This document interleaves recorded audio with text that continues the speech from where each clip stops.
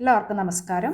അപ്പോൾ ഇന്ന് നമുക്ക് കുങ്കുമപ്പൂവിൻ്റെ അല്ലെങ്കിൽ സഫ്രോണിൻ്റെ ഒരു ജെൽ ഉണ്ടാക്കിയെടുക്കാം. ഇതിൻ്റെ ഗുണങ്ങൾ എന്താണെന്ന് നിങ്ങൾക്ക് തന്നെ ഞാൻ പറയാതെ തന്നെ അറിയാം. നമ്മളെല്ലാവരും അത് അകത്തേക്ക് കഴിക്കുകയും ഒക്കെ ചെയ്യുന്നൊരു സാധനമാണ്.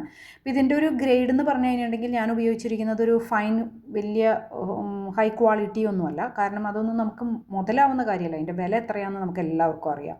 അപ്പോൾ ഈ കാശ്മീരിലൊക്കെ ചെന്ന് കഴിഞ്ഞിട്ടുണ്ടെങ്കിൽ നമുക്കിപ്പോൾ അവിടെ ഈ തിരിവ് വരുന്നതുണ്ടല്ലോ, അതൊക്കെ നമുക്ക് വലിയ കുഴപ്പമില്ലാത്ത റേറ്റിന് നമുക്ക് കിട്ടും.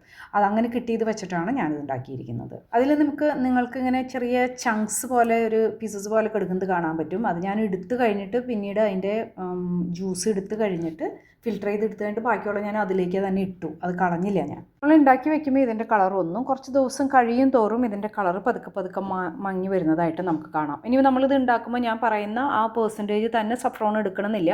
അതിൽ കുറവ് വേണമെങ്കിൽ നമുക്ക് എടുക്കാവുന്നതാണ്. നമുക്ക് അറിയാം ഇത് മെയിനായിട്ട് നമുക്ക് വെളുക്കാനും അങ്ങനെയുള്ള അല്ലെങ്കിൽ ഡൾനെസ് ഒക്കെ മാറ്റാനൊക്കെ ആയിട്ടാണ്